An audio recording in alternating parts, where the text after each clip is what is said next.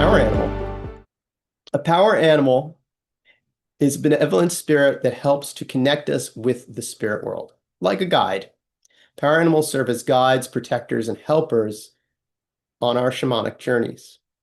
Power animals are the spiritual form of an animal species. They're not the spirit of a specific individual from that species. So in other words, a specific individual of that species, like a beloved pet that's passed to the spirit world, can still serve as a spiritual protector or guide, but they're distinct from a power animal in that they're an individual rather than the collective spirit. So power animal is bear, not that bear that I saw the other day. Well, there are no bears in Hawaii, but you get the idea. Okay. This is an important distinction.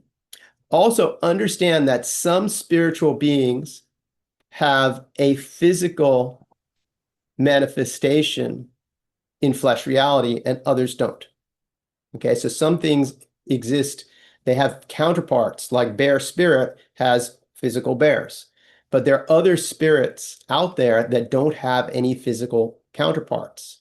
Okay, that's why there's a lot of legends about animals, or they're called therianthropes. Okay, half animal, half human, or a combination of animal, like a griffin, or a Pegasus, or a dragon. Okay, there are no, or a Sasquatch, for example. Okay, there are, Sasquatch is a little different, but there are no physical correspondence to those other spiritual animals that are out there. Okay, but some of them do, like bears and eagles, and everything that we see in the web of life also has a spiritual aspect to it, just as humans do.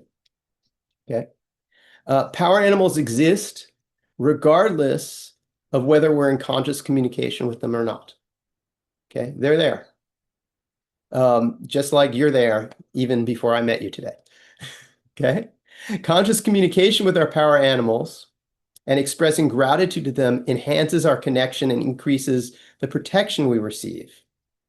Okay, just like anything else, we're building a collaborative relationship. If you build a collaborative relationship with another human, okay, then they're more likely to show up for you when you ask for help.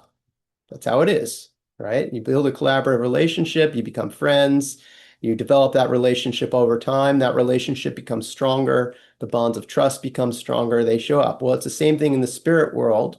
If we build a collaborative relationship and we're in regular conscious communication with our power animals, then they show up for us, okay?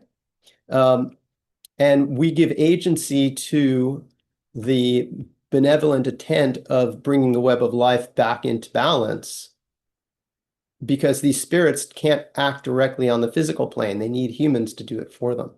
Okay, so that's our job. That's how we balance it out. Okay, it's a balanced relationship. However, power animals do not require patronage. Okay, you do not need to tithe a percentage of your income to your power animal. That is not, it's not appropriate. Okay, just understanding that. It's about building a collaborative relationship.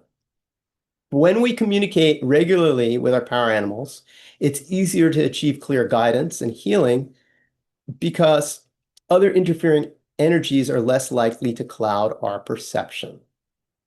Okay, there's less static on the line, there's less noise. So animal spirit medicines. If someone has bear as a power animal, we would say that they have bear medicine. We can have a multitude of power animals that surround and protect us, and different animal spirits may serve different roles in our journeys. Some may function as guides, some as protectors, and some may assist us in doing healing session work. As we proceed in the journey of life, when we consciously work with diverse types of spirit animals and learn to integrate their teachings, medicine, and wisdom in their lives, we will acquire more power animals. That's part of the path. In our level 2 training, which is shamanic self-mastery, we learn and to work with and cultivate relationship with 10 different types of animal spirit medicines. And then that's a template for you to continue that work on your own.